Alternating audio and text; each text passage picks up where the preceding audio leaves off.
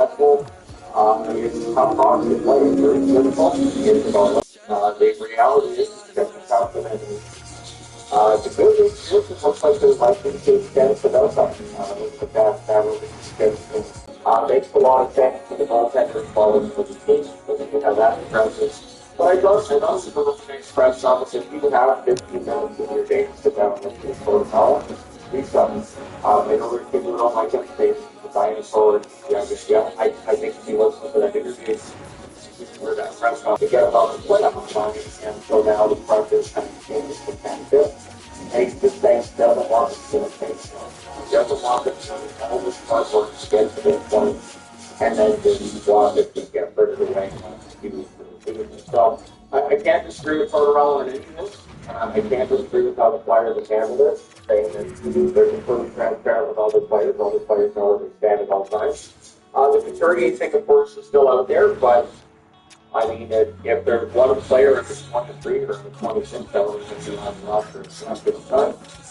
If there's one player who's the 23, who is all that happy with his play on the team, or I mean, it's better than having the majority of the work saying you really need to pick your toes.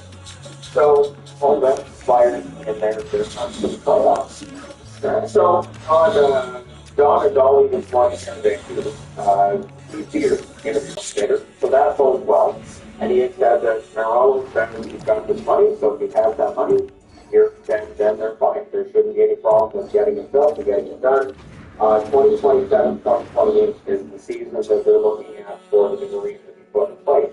He also acknowledged that if they can't make this work, then moving to Salt Lake City is quite possible. So there's been that debate about whether or not the Coyotes would against this arena and the false service they can't see him there. And then there's other ways they can go about it.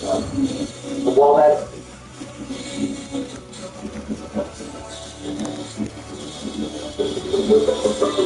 their expenses all start sooner. With a low interest rate, the new CD loan rate is a smart way to help find the balance. Ready for you. Still possible.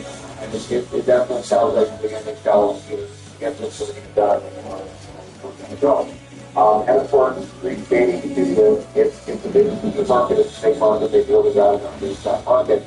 And also from them, and rightfully so, that there are players in the area who are retired and become coaches or hockey camps.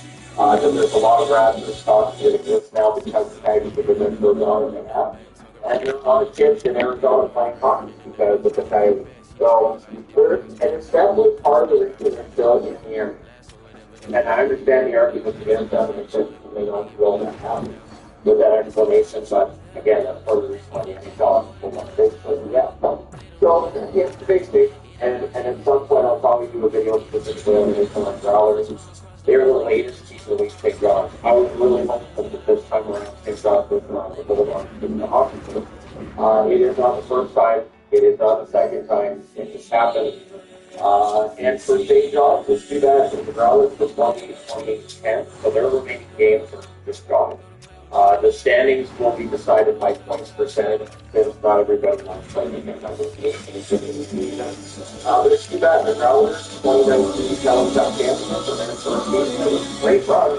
They had, I do have a couple of Growlers for the team. And it's too bad that they kind of made off maybe their sort of favorite for a couple of years. So it's kind of a throwback to when they have the same there. That's what I kind of goes to on the opposite coast. And I really wanted the Browns to see, I really wanted to figure out a way to go forward here. One failed, I would be sticking around the Browns could not get that big fail while the years of kids where they got to 18 more 50 So yeah, hopefully you can take Rob Wells and show that for the players too, because very all free agents are not only to play the playoffs to get picked up by another team. So just top all around, really top all around. The Calgary Flames, so the Flames are out of the hunt for a playoff spot. And at this point in time, the press conferences I don't know what you're going to ask the players or what they're going to say. If you're saying they're not saying it's for us against the Ducks, they're not happy. If you're a Flames fan, you might be looking at going and they're aggressive. That said, it's obviously a conversation at this point in the year for a lot of fan bases. But it will not bring up against the Ducks. Anaheim is a team that's fast, they have some skill. And if you don't dictate the place, they can win. They can win games. Absolutely. I think the Ducks are a good candidate for they should have tremendous amount of improvement and the right team. So yeah, when the players talk about themselves, the calls the team, with a few other non-experts to play something next game they don't like. It has to get motivated when you're not to the playoffs. And you have to go there and play against another team that's really not the playoffs by either. The motivating factor is sometimes when you guys jump. And I think there's more guys in Anaheim right now that plays for jobs than there are in Calgary. So, and it's great. We'll see how the Flames next effort goes for them. So, Vancouver, he can go 3 counts for that. And he gets reserved to the team on Saturday, so will come off on this season. So, man, this season has been microcosm of this dark fandom and just how longer it can be. So, first half of the season was always actually the greatest team in the NHL. The Bruins and Stanley Cup. How dares the hockey guy not say that they're going to Stanley Cup? This is awesome, so to speak. Very good. Now it's Patterson's Ducks. Patterson's terrible, this is straight up, keep going. Vancouver is on history, just recent work by both Vancouver is a nice long, illustrious history of throwing their own players under the bus when they can still do well. You can name any player from any year in Vancouver Ducks history, that's That's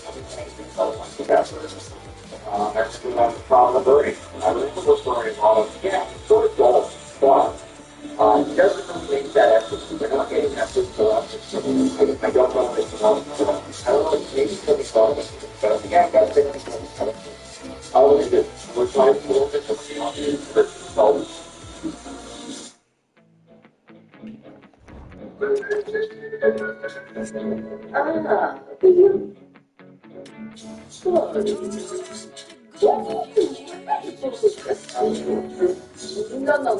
That's the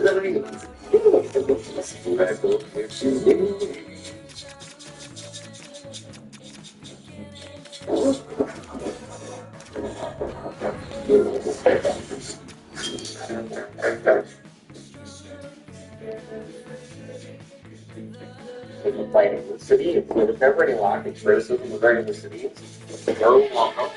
And other times people think, yes, they get belong in the roster, but under that is what it's all about. It's not a bad fight against now, it's how they run there. Now all of a sudden they want to bring out 4 players, just sign an 8-year extension, and it's that's it. Get rid of everybody. You don't go out here, no environment, you know what I mean? More back. Then they create more basketball, another 4 goals in New York. And yes, he's got 31 goals for the Islanders. So it is a possibility of the year. I don't buy into it. We're going to buy into it. I just want Patterson signed and signed. I don't think they're sticking around in Vancouver. Purely mental. And again, all of their one city cast is mental. Why? They just said that's why. They'll be playing style of hockey. They're talking like it's not much more. They thought it was still, they found their holding on, and they didn't get it. So I'm not saying Vancouver is the best one, it's good. I'm saying that it doesn't fit the kind of hockey that they're talking about playing. And so doesn't. And I don't think that's necessarily the end of the world, but again, people want to, here's where they fall apart. Or just you just have a really good first half, and after the second half, they're kind of holding back to we had no idea what kind of playoffs they played Nashville. Nashville lost their last 3 games to have a good ending. So, at any rate, it is very interesting being a top fan. And it just feels like it's gone on forever. Just rip apart all the wrong players. And then when a player wants to get traded, they're like, I don't know why you don't want to play market. Yeah, no idea. I have some ideas. But at any rate, I just wanted to mention that here because I'm not doing any video on struggles and all this because I don't have a big team on great, very good goals. So, at any rate, just throw that out there. but the format is that game down. All right. Obviously, the but next, all of these pointing at that, and only do anything. Yeah, all the time. So that's full. So, and so, last year against Canada, but that didn't count because I love hockey finish, and I think hockey fans are great.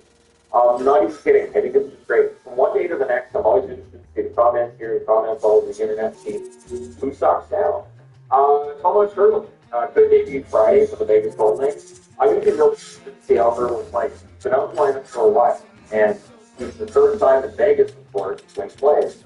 There's never any guarantee when you get a star player that he's going to have chemistry with new linemen, teammates.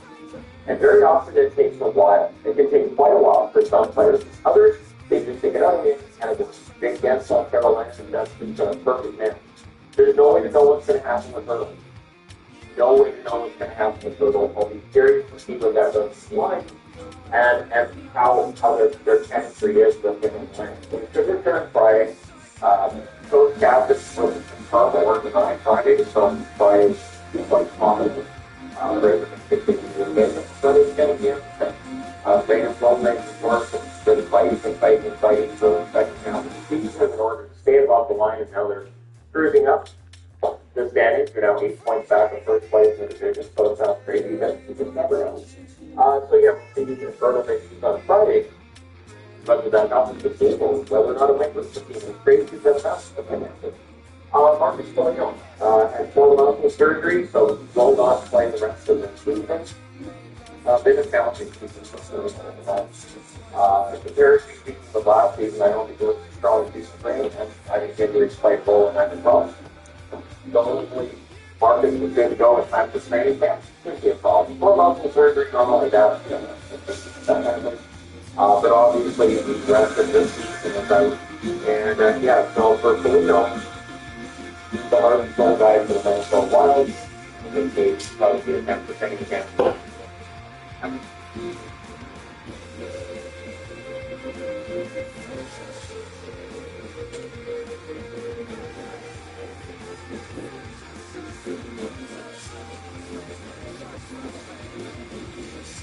When they father's back, and he celebrates with the snap.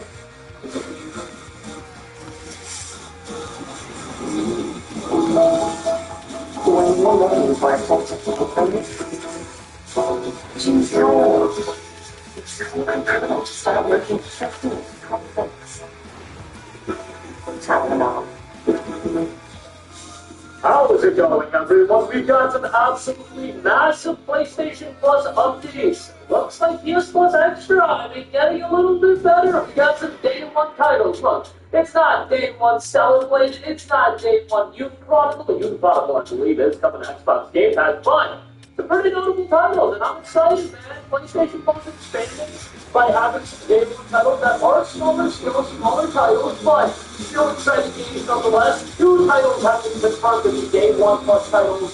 One of them was to be coming with the entirety of the Plus Extra rollout later this month. The other one seems to be a standalone edition later this month as well, so we'll talk about that. And the PlayStation Plus Central titles for the month of April are rolling out right now. We're going to talk about it a little bit. I feel like some of these guys are a little bit down on it, a little bit too much. I'm surprised by all the comments that I saw.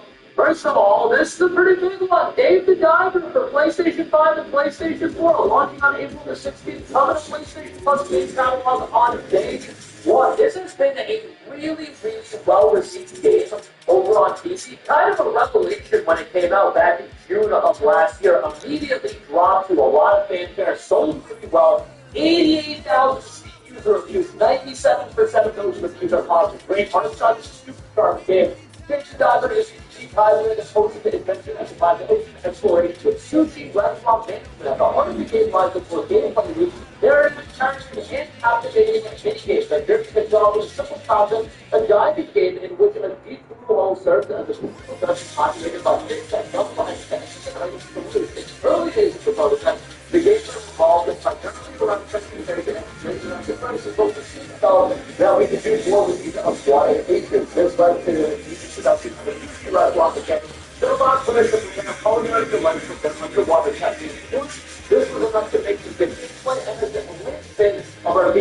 to this edition displays its internal reviews. However, efforts to slightly develop and prevent monotony, we focused on our unique characters to create compelling and fun side content, which ended up adding a jazz and individuality to the experience. They known a bunch of the different mini games and extra content and extra activities. Content while the initial gameplay focused on preparing the venue specific to the Western mission. In the plus with the sushi bros about first place by themselves and saying it is culinary and stuff, and most cooking content, which edition elevates the game that beyond the surface food and the rich price of the across the experience that an awesome game overarching theme. You've got a seahorse racing as well halfway through the game, players can stumble upon it. Easy to stick to the game while out of the just the way through the village, the variety of seahorses supported the game stats, scattered throughout the new level, the become collection of racing creatures that have the thrilling elements of the gameplay experience. You've got photographs as well beneath the waves of the blue hole lies a diverse ecosystem where we've got both the rest of and these loving to the list of the underwater game streets, especially now in this current proximity of photographic these people aquatic inhabitants. Players can turn rewards by snapping shots of these creatures without the need to combat or capture and presenting their discoveries to the photographers. You can also try your aim at photographing some fish that will appear at night. Now, Twitter game as well is the most delightful twist that brought everyone on board. What on earth is the Twitter game with an anime title called Doing the Dive Game? One of our characters dropped an avid fan of the Rockella, anime with the game involved in a musical journey to a dead street concert between the love life. If you take the version of a dynamism, we introduced this to the game with a vibrant backdrop to zero monotony and offer you a refreshing twist to the overall game. You set out there for different gameplay elements continue to new content space, mixing up the game's culinary giving us the ribbon and the revolution and it's also much in life by passion of common characters, game the dialogue places, practice, how to feedback, and distributors for construction escapement, navigate the mysterious depths, and feel the delicate vibrations and the variety of games that await exploration in the deep sea. So all of that will be coming with Games Discover, excellent with the PlayStation Plus game catalog. Day one. Also, hitting PlayStation Plus game catalog day one. Now, this is just this one difficulty. After the entire catalog update, we have a sales of consent from down. That's what the PS Plus game catalog is. That's a good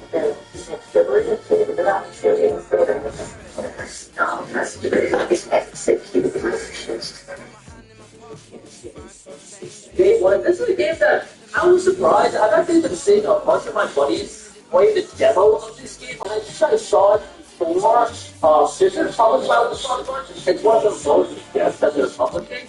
And, I initially saw it probably months ago, and then it kind of, we're covering so many games that you can't remember everything. And then when I saw my buddies play the demo, I was like, oh, well, why are they playing this game? I was like, oh, this game was really good. And now, it is coming to PlayStation 1's game catalog on day one, which is pretty cool. Certain studios have made new game bells of $10. Now it's a 2.5D story-driven action and exploration game all about basic emotions and discovering how love tonight gives us the courage to press on after a devastating loss. And some of the PlayStation game catalog has launched on April 3rd, available with extra and premium. Players can take solo down with up to 4 years down to the seats out from the death of the god and death from targets and the brains and father back from the realm of the dead. It was a powerful match with huge the power of the substance and the high depth and down travels across the Zara, a rich mystical realm inspired by Bonki's tale, finding top ancestral spirits and ongoing obstacles to find the three-way gate that has unique to God and death. Now we'll discover in the mock new consoles that release such skills for these books. And we're playing this on last product. These include that like spirit attacks or like the strong skills on lunar beam, as well as blast that can be unleashed to obliterate enemies to move that. And the adult supernova that can be used by students to support nearby foes with dominant bodies in the sun. It is a Metroidvania. It's got fantastic art style as well. And the game will be coming day one to PlayStation Plus Extra. Like, these are the types of games, man. What have we been saying when I talk about PS Plus Extra over and over again? When I talk about the idea of game for game, I'm not asking for first-party titles to get on day one PS Plus. I get it that for Sony, that is not the viable business model for them. I'm not even asking for them to replicate what Microsoft does with chasing themselves to reload, that is concentrating deals on games that people will find compelling, so maybe it will be the most expensive title in the world to consider for a house. Right, what's up, David? I'm gonna like to get deals for Persona 3 Reload, Warhol Drawing Down. I can understand. Right, Sony doesn't want to offer games like that day one to deal plus extra. I think it also has different methodologies in terms of how they value their premier titles. Even third-party games, I don't think they want to set the standard on their platform that you can get these third-party games for $10 or anything like that. I just don't think that's something that they want to do, at least not day one. Obviously, they get added. They all get added. And, guess what? It's more than $10 a month, to be fair, but you get the idea. But if we're going to talk about Dave the Diver, perfect one. A super well-received game on PC, now coming to PlayStation. Boom. Great addition. House Panzara, another game. Looks really cool. I think as a member of media, they'll have some inherent interest, and this is the game that I think people will be like, hey, it's a day one title. That's a cool addition. Let's say in a hypothetical world, Prince of Persia: The Lost Crown was priced at like $30 instead of $50. I would have said that would be a pretty cool game to try to secure the deal for. But in the case of like Low Long or So Much Free Reload, like again, it was just $70 for game titles, and some's not really in the business to lessen the value of those games. I understand different business philosophies, but I still think you could make extra a compelling experience, a compelling subscription service, and I think by adding games like a James Bond, like a Zelda Cesaro, all the while adding more compelling third-party titles that might be a little bit older, I think that'll offer a lot of value to the consumer. Like what they're doing. Again, I've clapped all over PS Plus Extra this year. I think it's been atrocious. I think it's been pretty bad. The pricing, you said, honestly, if you say atrocious, just a little bit. I just have high expectations for Sony. You guys should too. Let's get the subscription service going. But with the addition of Dave the Diver, Tales of Panzera, again, games like this, absolutely.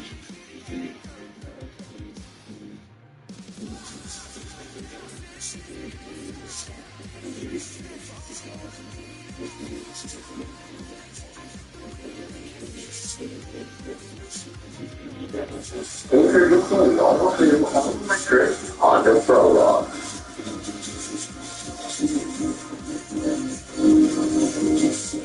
Therefore, comprehensive captions.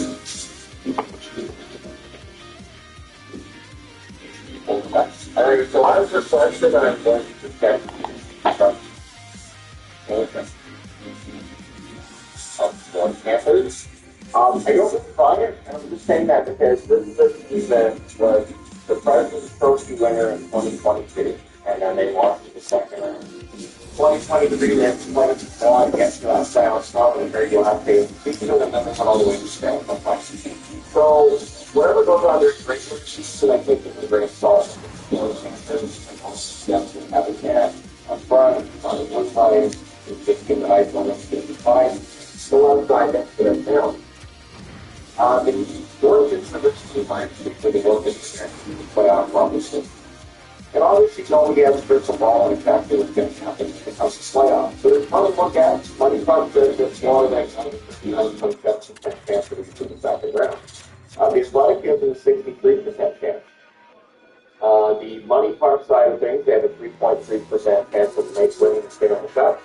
Athletic gives it a 12% chance to the Stanley Cup. So, very different models, very different formulas on that. Now, four of the ones we just saw were first hit, and it looked like they were pretty much unstoppable. But it's the NHL versus charity, and the versus who was stoppable in the standard, and one of the 32 wins the Stanley Cup this year.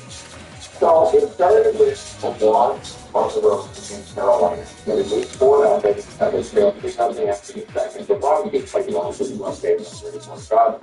They're just going to get a goal. Which against Carolina, there's no shame in that. And so that was a really strong game for Carolina, and a really mediocre game, I guess, on the Florida side of things. They followed that up by keeping home again against the Saints. That's a 5-3 loss there. The goals they got the Jets, the right card had 2, which is good one there. For Rockford, they come in for one to take up this in the process. Before that was not in the but they lost 5-3. Then they 3-0 at home. They scrambled 2-0 after the second period. The Bronx plays 4 saves on the first 7 shot.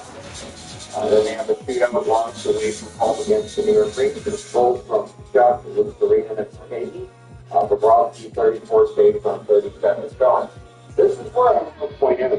They haven't had games against teams that are outside of the playoffs very often over these last 10 games. Carolina, fighting for first division. Tampa Bay, fighting to stay above the playoff line in country recently. Nashville just won the hottest team in the league the next minute. The New York Rangers, number one power ratio last year. So these are not teams that if you lose, you have to be winning if you're a fan. Or if you're, I mean, as a player, you don't like to win, but I didn't see this as concerning. Then they beat the Philadelphia Flyers 4-1. That's the road game. Reimer had 3 Tarasenko in the other game. The other goal 32 saves up to the shots there. Then they 4-3 at home against the Boston Bruins. Again, Boston is team fighting for first in Wisconsin. Goals in that game for Florida, Rodriguez, Reimer, and Robinson saves 7-21. Then they lose at home against the New York Islanders. By the end of the game, I don't even remember the playoffs by what, 1 point? So, goals in that one are Tarasenko, Boston Stolen, 6-27-24. Then they win against the Minnesota. They win that one 3-2 at home. The goal both from Markov, the Broncos 26 on 22 shots. Then they go on the road, they lose 6-4 against Toronto. Again, all of these teams are either in a playoff spot or fighting for a playoff spot. The 4 goals, 4 in that one. Boston, Tarasenko, Rice, and Dennis, the Broncos, they won that. So I say all 6 shots in games in the league. And then last night they beat 5-3 Williams home against Montreal Canadiens. Goals that was to do it down with Markov and Dennis, so 6-4 night. I don't, it's real weird to talk about this in terms of Canada, but I don't see a reason to, I mean, you see concerned, yes, because if you panic, no, almost every team on this board is fighting for something, and something that does happen when you is that you're at a certain point in the standing, you're not desperate, you're not fighting against the hockey, it's just like against, they are fighting against the hockey. And so it can make it look like this team's not necessarily playing well. Now, where it can become a success, absolutely is when you get the playoffs, and the team you're rooting for is still playing. You're not casual style hockey position, they're not playing at a lot of teams. They're not showing that they're going to get into this area. This is just absolutely concerned. But right now, it's already final. We're down obviously last night. It's still only the one that's down. Then they're on the road to Boston, small Boston, where you come down to play again. Then they come back home to play off for the next 2 games against Ottawa for the next 3. And then on the third day, it's home against Columbus. They're both playing home against Buffalo on Saturday, and they finish the season up against Toronto on Tuesday, meeting up their remaining opponent. They're only 2 games, so they're playing against the playoff. In the event that Florida wins, say, 2 of the remaining 6 games, then I think you can panic. I think you can say, okay, there's some concern. But for Florida, maybe they weren't as good as the team that went through this ridiculous Florida win, but I don't think they're as bad as the 2 sessions on round this go. And I don't know that this is an instance either where there could be a long panic because injuries have always been a concern. They've always had the injury, and it feels like that's probably one like this. It's a bad luck in this team, and they're like anybody gets with off play by them. So right now, so we forward to the 10 games, 6 months, 1 to 10 months, 10 games. So right now, who's going to get paid for selling? Barkov and played 7 of the 10 games, 7 total. They're just Tarasenko, 3 goals, 4 assists, 7 points in 10 games. He's hitting quite well this tournament. Snap is the 9 games, goal 4 assists there. His offense game projected twice. For an 89 games, 3 goals, 2 assists, 5 points. Now notice how many of these players have played all the 10 games here. Monster played all the 10 games, goals, 4 assists, 5 points in those 10 games. Then played 9 of the 10. His goals, 2 assists, in 10 minutes. Luke Serena played on there. 1 goal, 6 for the 4 points in the Serena. Wendell, a goal and 2 assists over the 10 games for the Fires. Nicola, 3 assists in 10 games. Norgov, 3 assists, 2 goals, played 2 assists in 10 games. Barber played 5 games, he had 2 assists in 5. Actually, March is really slowed down, scoring line 6 assists in 1 game. Rodriguez, 1 goal in the 9 games he's played. Valencia has been the first injury replaced, taking like 1 6 in 1 game.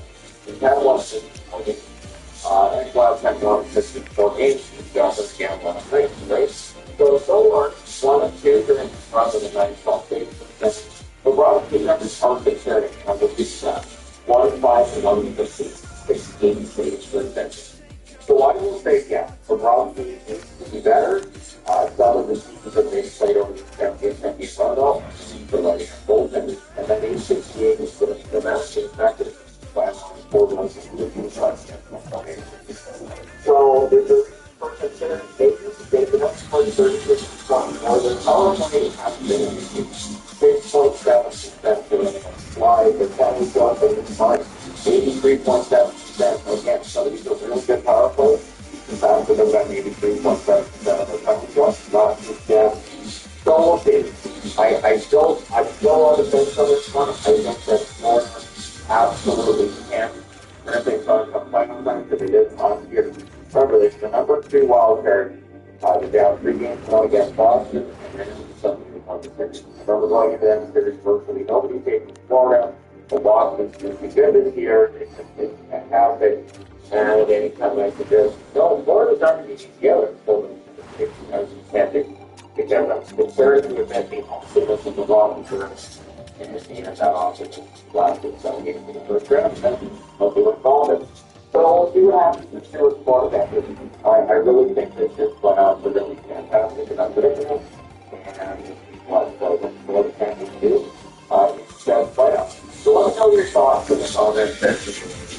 Are you, as a Florida fan, on the third?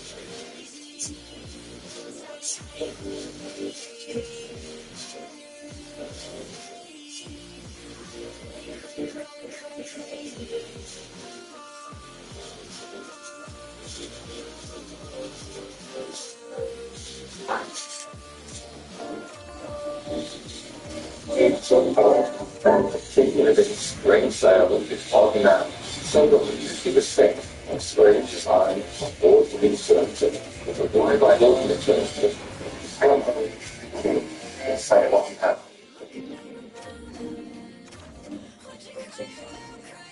Ew, you didn't get the stuff on break. I remember that. Well, you know what they say, in order to How's it going, everyone? I think I'm not going to bring up last year's showcase in this video. You guys are out of your mind, but yes, there is potentially a PlayStation showcase coming up next month, which does make sense. It's a little bit earlier than usual, but as we get into next month, guys, that's when we're going to start hearing a lot of news. Like, do expect the gaming news rumor mill to really heat up in the next 6 or so weeks, because in the next 6 or so weeks, that is like the precursor to E3. I'm still calling it E3 season because that's how I grew up watching E3 every summer. You get off school, when I was in middle school and high school, you get off school, summer break is kicking off, or it has kicked off, and E3 is right there. And it looks exciting time. Alright, obviously, E3 kind of got into the wayside. We got Summer Game Fest, we got all of these others just doing their own thing. And it looks like Sony will once again be doing a PlayStation Showcase at least potentially. We'll be doing some kind of event. And yes, one of the shows that will be some kind of PlayStation event in May. We know that the showcase is the way that we also know that Silent Hill 2 will be at some type of Sony State of Player showcase next month. So let's talk about it. Now, obviously, if you guys are familiar with the show, I get it. A lot of you guys are hardcore Sony fans, and you guys think that I can't wait to watch on Sony all the time.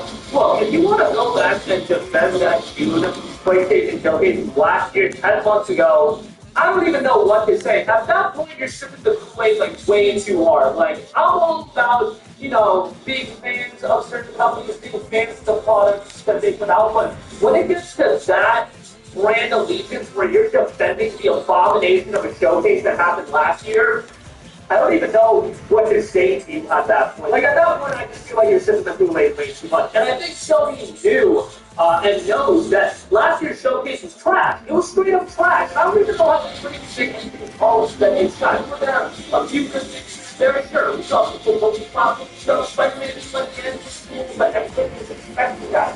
So, there was nothing that was super exciting. And he's like, he's not come out in like forever. Forever, I'm literally telling you. It'll have before I was dragged, obviously, a little bit of extra release from yours, but this is not, it's going to take a while for that to come out. And then they opened the show, and I got to bring this up over and over again. So please, somebody from Sony watch this and like just relay it to the marketing department, whoever makes these decisions. But dropping a trailer for a new IP live service game with the CG trailer was just, well, it's baffling. It was absolutely baffling. And the craziest thing about it is they showed the trailer for Fear Game, and then they followed up with the live service game that I was actually excited for, Helldivers 2. And guess what? Helldivers 2 actually has gameplay trailer. So why was there not the opening game? The opening slot is a very important slot only to get people pumped up. A lot of people are but Jesus pumped up, and you showed some CG trailer for a live service game Nobody knows about new IP. Maybe fair game will be good, but how can you do that game any better? And don't even get me started on that Concord trailer.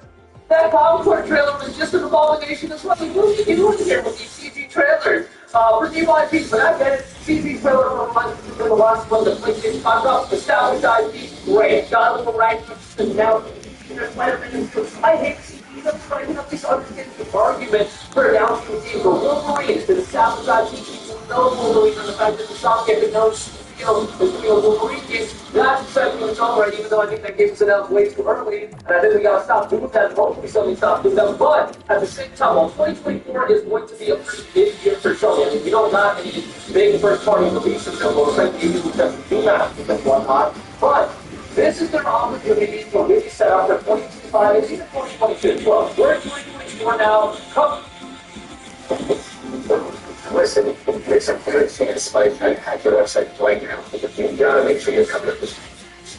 I'm talking about enterprise grade security built into your site. If you're announcing games that are going to come out in 2022, I don't think that's that this week. Except for 2 years coming out. What I do think is a little lack is when you're announcing Wolverine in 2024, and that's not going to come out in 2022. Because I get it. That's just what we do with games these days. With these 5 year ahead of ahead of time announcements just ain't my cup of tea. If that's your cup of tea, go for it. But I also think Sony is going to pivot a little bit away from their down bad live service rating trade space. But obviously, to pivot from that, it takes a little bit of time. It's not just a pivot overnight and now all of a sudden we have all these games in development and they're ready to be showcased. No, I'm sure they're like, okay, live service is going to be a part of our portfolio, but we don't have to go all in on it. Or at least that's what hoping for, because it really seems like that was a disastrous avenue for them to go down, because that's really, in my opinion, that's why 2023 was very lackluster for PlayStation outside of, third-party contributions to the content. And one major first-party in Spider-Man. Generally speaking, you want at least 2 at minimum first-party exclusive. 2022, we had Forbidden West, we had Gran Turismo 7, and we had all 2021, we had Returnal and Ratchet and Clank Rift Apart on the top of my head. 2020, we had Spider-Man Miles Morales, Demon Souls. At that point, I don't think Bluepoint was acquired, but it was super smart. They're ultimately acquired, and you had Last of Us Part 2 in 2020, you had Ghost of Tsushima in 2020, so 2020 you had like 4 third-party major releases. 2023, you had 1. 2024, it looks like we have 0 major first-party releases. But they were publicly thrown in there, so that's some progress in terms of exclusivity. And hopefully, this is an opportunity to set up for maybe an exciting platform this year. If you stuff, no, at least far after Spider-Man DLC, something like a Bradley remaster that's been rumored quite a bit. So Damn, it was tight. My bet was second best rookie. Good. Maybe we get like a live service PowerPoint on a screen just so we can get that out and if it pops off, it pops off. And if it doesn't, it doesn't at this point. Like, like I'm doing live service, just darts at the wall and hoping something sticks. But let's set up for a good 2025. Let's set up for a good 2026. What is Bluepoint working on? What is Housemarque working on? What is Ben Studio working on? It ain't Days Gone too. We know Daniel Days Gone too. Following the live service games, but what is Ben Studio working on? Those are Tsushima too. Like, it is time for that game to be revealed. People say, Naughty Dog, they've just been absolutely, I don't even know what to say about them. They put out Last of Us Part 2, which is super decisive game. Last of Us Passion got into it. Now, we've just gotten a couple of remasters. One of the studios that has been absolutely a former studio for Sony. Their top studio. What's their top studio? In the span of 6 years, what did I say? 2007 to 2013, they put out the entire Part 2 movie.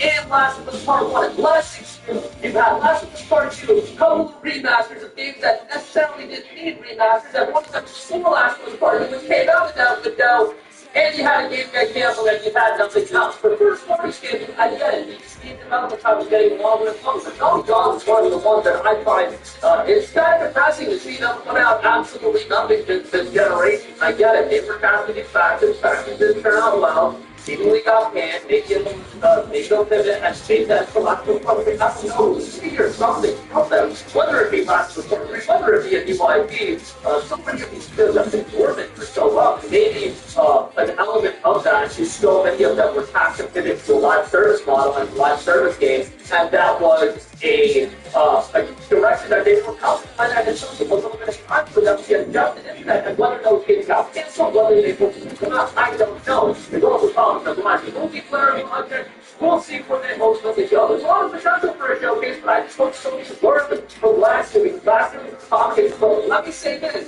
state of play earlier this year, that was great. So, you know, Sony knows how to do a good showcase. The showcase is supposed to be that big event for the year. State of play are, you know, tempered expectations. The last state of play, I'm found that it's just the first one, the one before that. I thought it was fantastic. I thought that state of play was better than the showcase.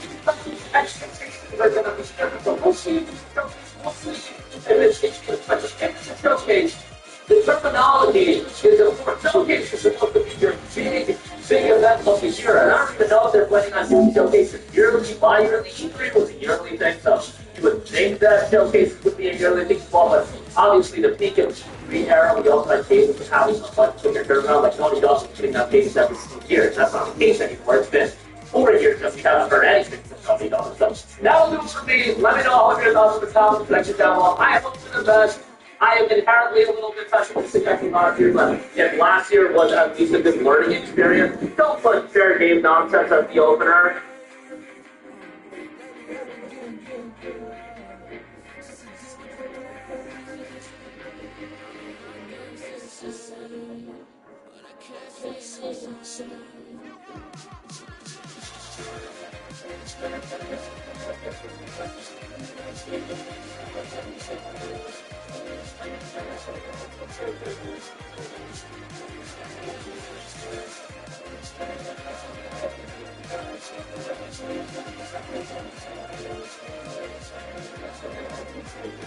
How's it going, everyone? Got quite a lot to talk about in this video, and looks like one shipped on. Yes, they're ready to release their first major title on consoles, but it looks like they're already gearing up for their next major project. We'll talk about that. Speaking of shipped up, Stellar Blade has gotten a little bit of an update video. The official PlayStation channel uploaded that, and a pretty interesting update for a recently released PlayStation Plus. Now recently released in the sense of the game actually came out last August. But it recently this year, and it gets some pretty notable updates that are very relevant to the games themselves, given its issues. But first of all, Shipped Up is hiring for a AAA urban sci-fi action art giving up the soul base for them to get money and stuff was only honest as a victory in his hiring strategy. Also possible next gen project that will be a project recruitment case. The listing of it is a AAA urban science fiction action RPG cross-platform in reference to console, PC, and mobile, and is built on Unreal Engine. Monsters and features will appear. When I initially heard AAA action RPG, I was like, oh, it's Stellar Blade. At least a follow-up to Stellar Blade. But the fact that it is going to be a mobile and console title, that is a little bit interesting. Obviously, Shipped Up has been pretty big in the next-gen title. I'm pretty bad about it in the sense that I still refer to the PlayStation 5 as next-gen. Guys, these last 4 years have just gone by so freaking quickly that sometimes I think, man, the PS5 is still next-gen, when in reality, we're seeing the limitations of the PS5 really come to the forefront right now with games like Final Fantasy VII Rebirth, and another console or a mid-gen upgrade might be coming out here shortly with the PlayStation 5 Pro. Nevertheless, a lot of reason to be excited about where they're going to go in the future with Shipped Up. Shipped Up is one of those studios that I wonder if they would have conversations with Sony being a PlayStation-only publisher. I don't think they would be open to an acquisition, but wouldn't seem crazier, and Stellar Blade is certainly an IP that I personally think this game is going to do exceedingly well on PlayStation 5. The amount of people that I have seen post videos and discussion about this game on my personal Discord, so just people that are very, very passionate concerned about this one out and people that are supposed to get having so much something on their radar, and that's my sense of being passionate. The different level of audience, not just the form of the PlayStation audience, and how you see it. Great pass from the left wing of Wingle now.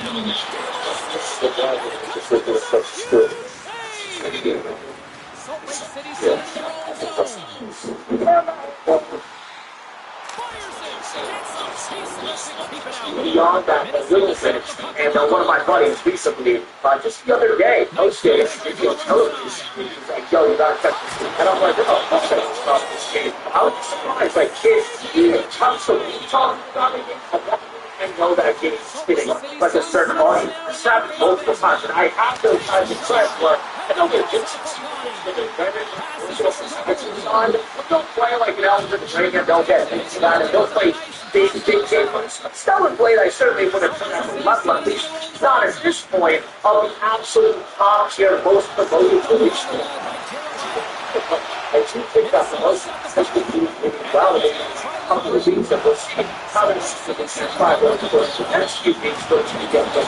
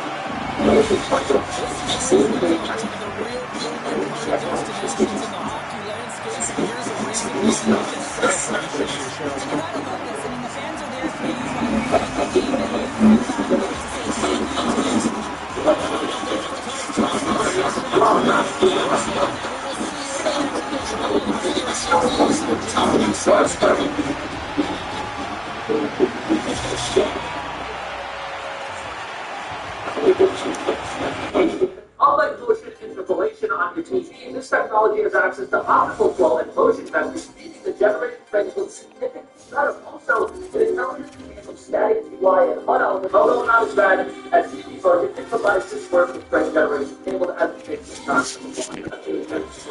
I'm the prime frame generation with some PC titles that my experience was rather good utilizing frame generation, but to be fair, I had used NVIDIA's frame generation that's exclusive to their 4000 series in GPUs. I have yet to utilize MSR3 frame generation, so keep that in mind. But if this could be another tool to get more performance out of our consoles and more games to implement this, I'm all for it. And if it's something that you have the option to turn off or on, because that option always used to be there, great.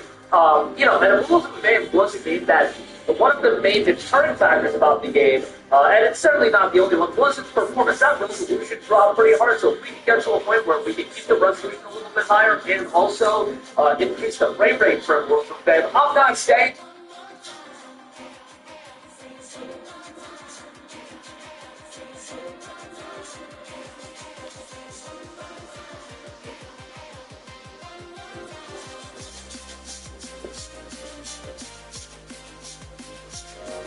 Not chocolate, beyond words. Slips on my face, by face. Well, remember me. We make thousands of financial decisions every day. Hey, can we do a poll? Is this one of your collections? No. What is it now? What? Did you leave this one here? I thought it was okay.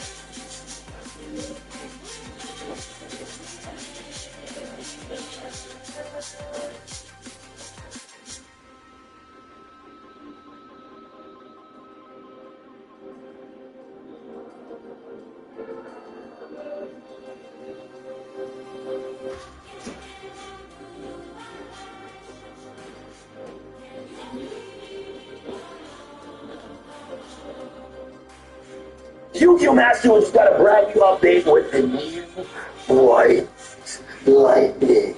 Without further ado, guys, time to unlock the full power of Sending Kaiba, and if you want some lightning, here is the Master. Without further ado, time to set all of those together up with Blue Eyes White.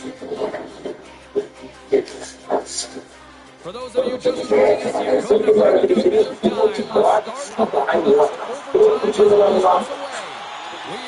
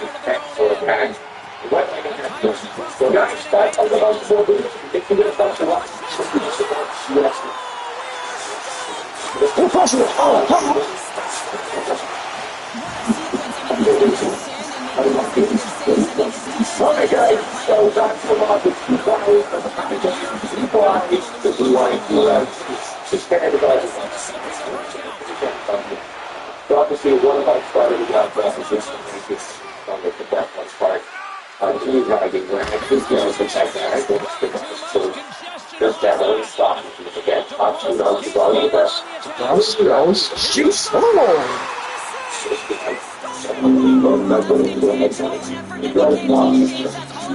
Christ, what the fuck? Beats with that shit. Availability, it had to be taken back to they have a willingness to find and fight for any second shot, and that's exactly what happens here. Outback Phil, and he makes a save. Guys, these are white animation, that means that have to finish up the white lights, alright? There's no other way to be able to fix up the weather. So it's really good for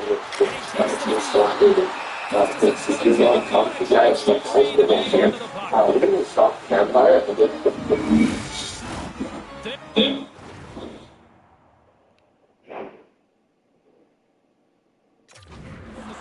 Face-off, they'll definitely want to win here inside the offensive zone.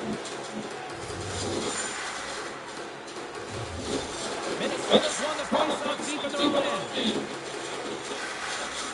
Along the side, here they come. Grabs control of it at the point. Shot right in front. Oh, what a stop on the play. Gets all of it with the paddle.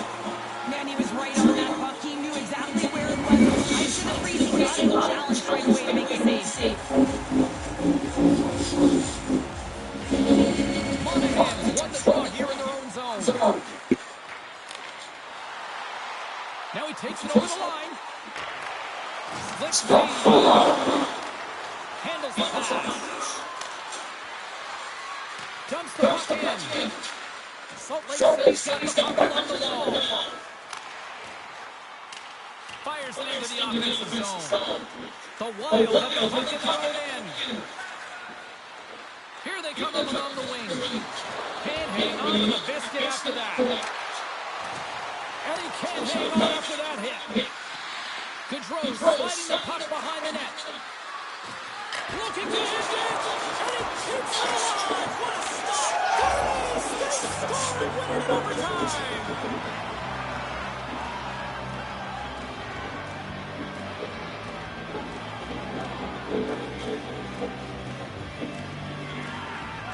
I'll tell you what, this game tonight.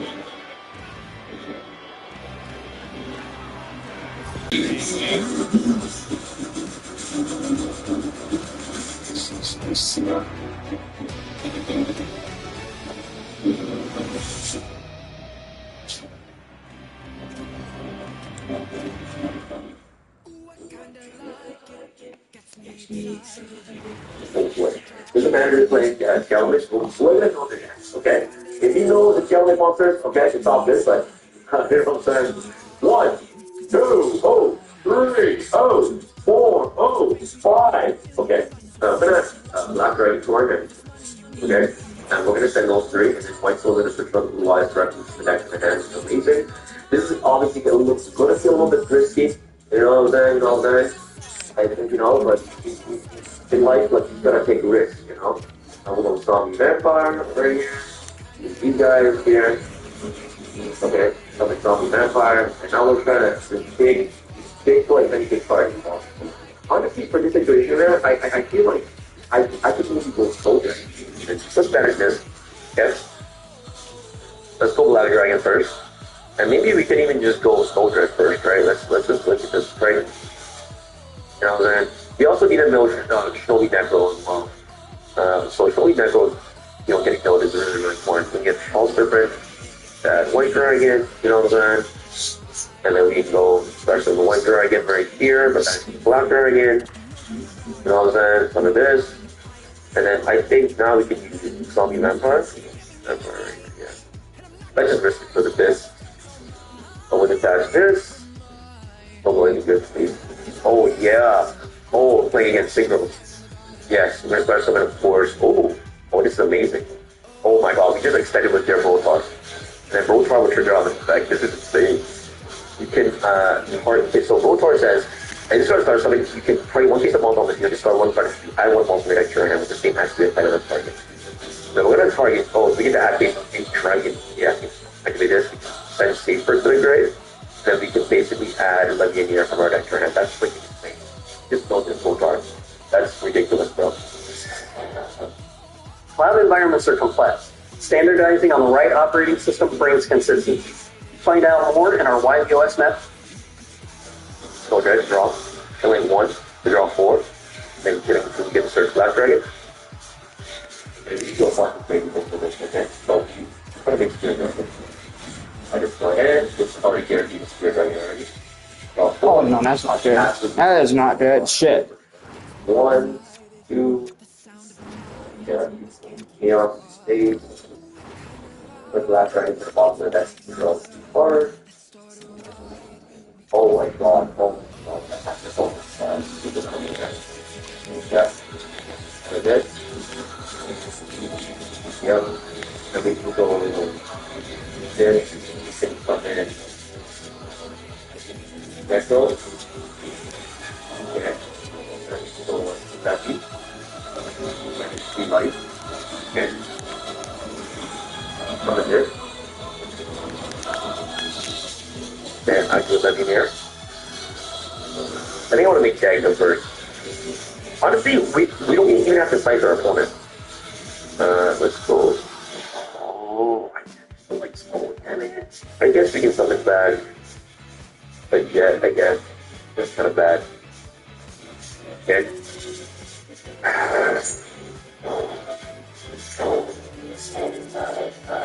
Summon Baron.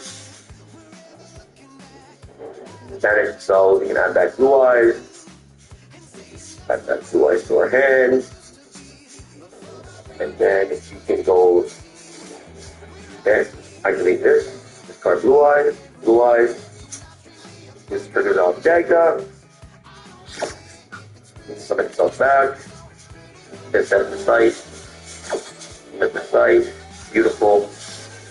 Amazing. Then take Indicator is some status blue eyes. Absolutely amazing. Activate bearing on the site. And then you can activate jet. Beautiful. You can Tabalosa. You can activate this defense scale to add that vapor. Amazing. Just popping itself.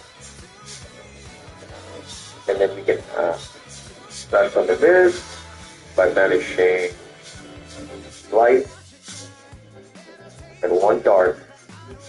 Banish this. Under this. And then we can go into Telephone Harbinger.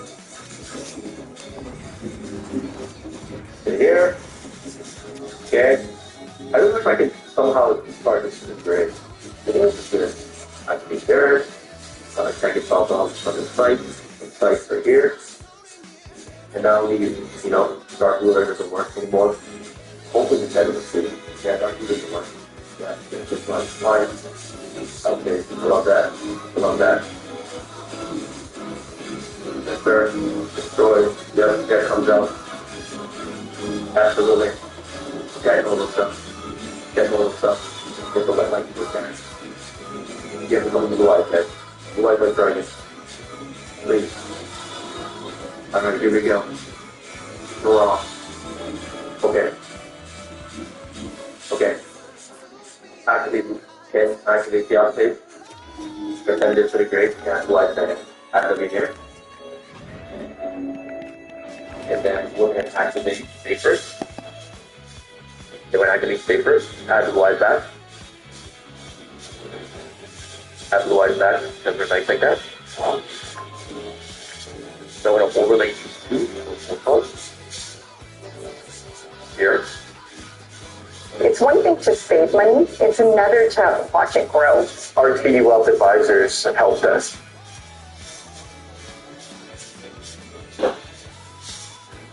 Yes. And then what we're going to do is that we are going to gotta do it. Manage. Just parts of the gray. Also slowly. Guys, look at the crazy hole here. On the neck. I do it. Back to it. And I take that. So we're literally like this and do the same. And then we're going to overlay these two. One devil. One devil. Like that. And then we're just going to let these here. That is the dark from the gray. Absolutely beautiful. And then this. Super power runs for the 10. Power there again. Yes. And we're going to normal comment by trimming his light and also letting it. And then do what? Wow. Holy smoke. Now guys, it's time for that white level. Attack for 3,000. And now what's writing? Right!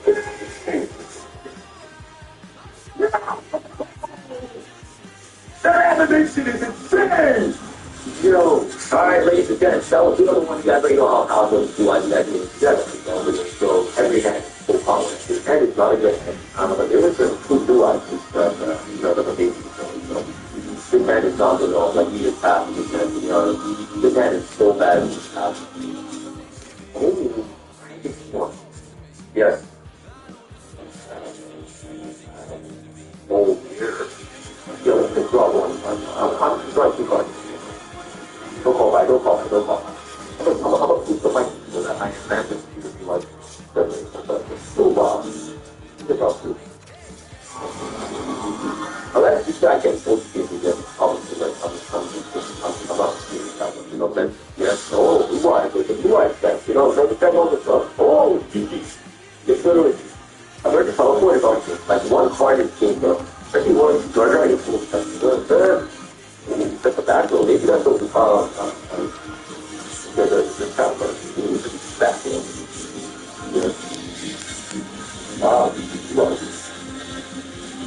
Oh, Eric, I get it still. There's a one like, oh, fuck. Alright, I don't have to use a draw phase. That's what I'm telling you.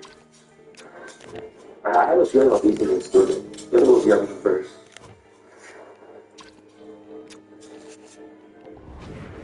Oh, wow. Understanding necro is great. Oh. Wow.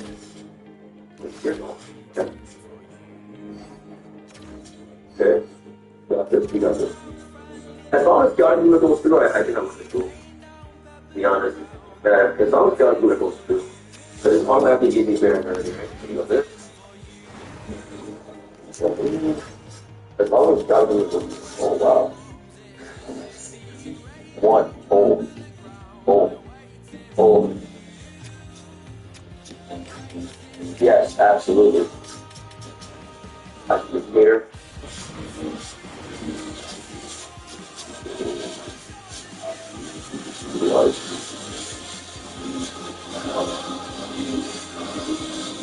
Just go in front of the so I can get here. Just start up the dragon and back to this. Great. Let's see for you time to get off now. There we go. Jump forward. Yes, sir.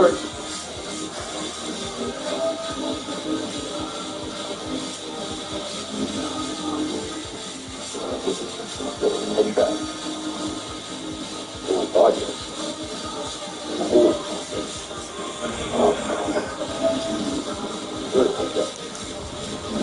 Then drop dragon. White dragon.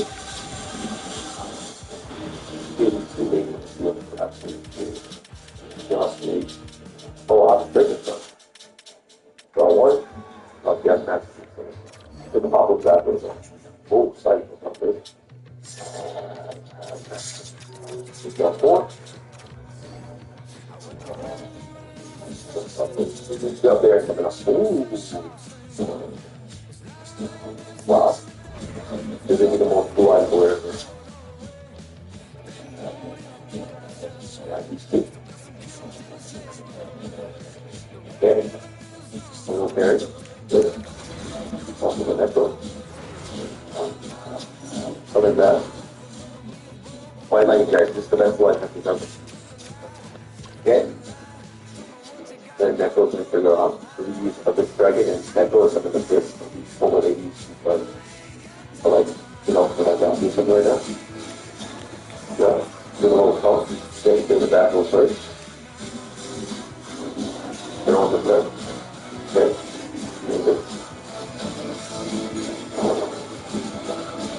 Manage this. I've got blue eyes in the hand. And scale. The fact that MST first.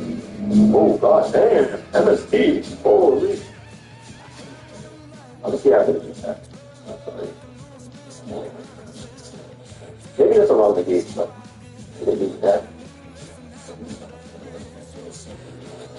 I can do this.